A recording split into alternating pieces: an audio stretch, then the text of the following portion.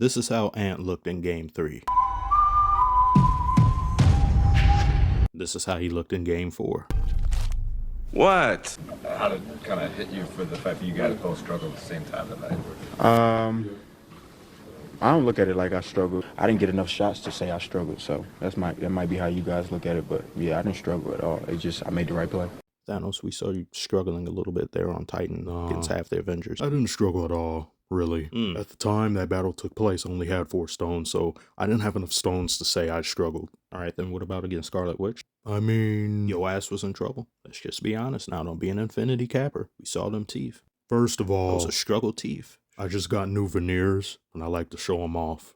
That wasn't what you thought it was. All right, well, what was that? That was a miscalculation, slight inconvenience. She got you in the air, Thanos. She literally has you in the air. That's more me than her, if anything. That's my vertical, not hers. All right, come on now. We saw you die. Not really. You literally died on screen. How the hell am I even talking to you right now? You dead. Quite the opposite, actually. I mean, that may be the way you guys look at it, but I just made the right play. If 38% shooting from the field and 14% shooting from three-point range to go along with 5 turnovers and 40 minutes of play isn't struggling, then clearly I need to refamiliarize myself with the realm of struggledom. When your team needed you most to play your role in the plot as the main character, you struggled to appear. One could say the Thunder have struggled not to sweep you. LeBron James was on the record saying that when you look to the future, the guys that are ready to take the mantle, the kind of young bloods that we're going to look at, he brought up your name, he brought up Shai Gilgeous-alexander. Your thoughts about that? I think that's dope because I think he's exactly right. Me and Shai and Luka for sure. Right. Yeah, you said you, Shai, and who? Luka. All right. Yeah. How do you feel you specifically measure up against those two? I feel like I'm a better player, 100%. The playoffs, like always, have been a great filter. It separates the good players from the great players. They also expose any and all flaws in your game and character. Key word of the day is struggle. And we've seen a lot of the new generation of players struggle to remain consistent, struggle to take over, and struggle to really just embrace the helm of being the guy of their organization. But this isn't just limited to new players. This can also be applied to the same ne'er-do-wells who religiously underperform and disappear in the playoffs. James Harden, for example. He struggles not to have multiple stinkers in a series. Now he's struggling somewhere to not throw ones in a strip club. In the Warriors vs. Rockets series, we saw Jalen Green struggle to play more than 1/3 of the game. And then there's Luka, who struggles with his weight. Anthony Edwards has struggled to hold himself accountable and play up to the billing that not only others have given him, but especially himself. Multiple press conferences now of him laughing and not taking something serious. A bad stat gets brought up, a historically bad stat at that. And it's just laughs, giggles, hee hee ha ha. It's not something I'd like to see in a leader of a team. Same applies to Julius Randle, but he isn't the franchise guy. Whoever your franchise guy is, he should set the example. In this game, the Timberwolves role players showed up, but their stars didn't, i.e. the people paid the most on the team. You most definitely would like Mike Conley to play a lot better than he did. You'd like Rudy Gobert to produce more for you, be more aggressive on the boards. But as a unit, the Timberwolves played a very well-rounded game. You simply needed Julius Randle or Anthony Edwards to do decent, one of them, but they both played awful. OKC's defense plays a great role in that as well, but your stars need to show up. They need to find other ways to affect the game. Anthony Edwards, in his own words, made the right play, but to who and where and for who, I don't know. He made the right play for the Thunder. That's the only thing you can draw as an explanation. But don't let this distract you from just how grotesque of a game Julius Randle had. He had as many turnovers in this game as points. 5, 1 of 7, 0 of 3 from three-point range. At first, he was going brick for brick with Anthony Edwards. Ooh, look at that. I wonder what Doris Burke had to say about that. I don't know much about history, but I know the French and German don't like one another. And Rudy says, bonjour, Mr. Hartenstein. Nah, that ain't it, y'all. Doris. Wrong Doris. One of my favorite albums ever, though, but Doris. What are you doing? There's contact on the elbow. This is why he's called the free throw merchant. Huh? So he's called a free throw merchant because there was contact on the elbow? Does that make sense? Here's a better angle. I see this as pretty straightforward, and I've already been increasingly critical of SGA's sojourns to the free throw line. I know you don't necessarily put a lot of stock into the chance, but what do you think of the free throw merchant whatever you want to call it, label, accusation? In terms of the label, I don't care. I never cared.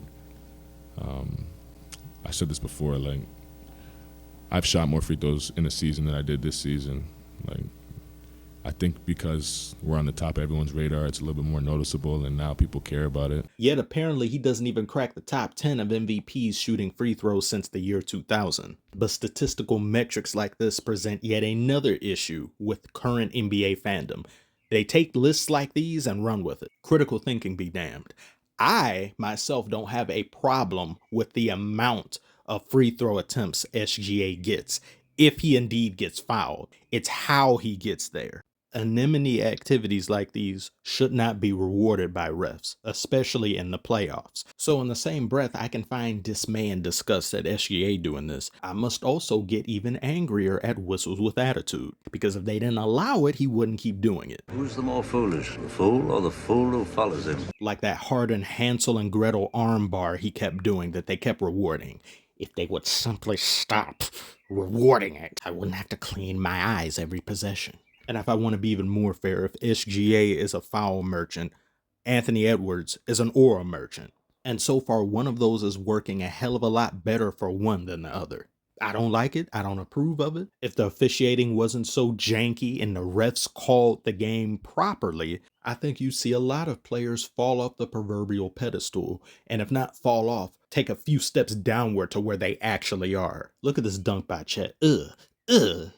That street pole dunking on people like that. Imagine getting dunked on by Linguini. Imagine getting blocked by String Cheese. He had a great game. Jalen Williams had a great game. That bald Mosquito Caruso, he had a good game. The Thunder are as talented as they are hoarders of draft picks. And they are by far and away easily the more unselfish team. They play as unselfishly as the Celtics do in the East. They are the Celtics of the West. And should they happen to go to the finals, which is pretty much a given at this point, and win, I don't have a problem with that. I think that fan base deserves a championship. They haven't won since they were the Seattle Supersonics, which means they haven't won at all, if we're being honest. Different team, different location. Technically, they haven't won anything. I don't even think they have a Supersonics banner up. Correct me if I'm wrong on that, though. In conclusion, I've been very disappointed with the state of the series. Just like I was disappointed with the prior series. That right there, that was beautiful though. That you see the hang time on that. He swiped left on gravity. And don't think I forgot about how you shot over half the starting lineup in Game 3, Ant. Had that video not been blocked, you would have received premium glaze. But since I feel terrible at the moment, you'll have to make do with half-hearted glaze. There goes that man.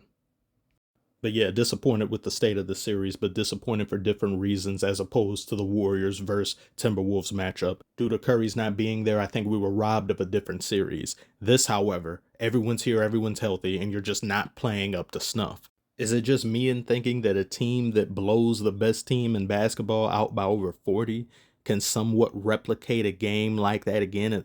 Maybe not exactly, but can pull together a win? Especially when their whole roster, for the most part, is playing good.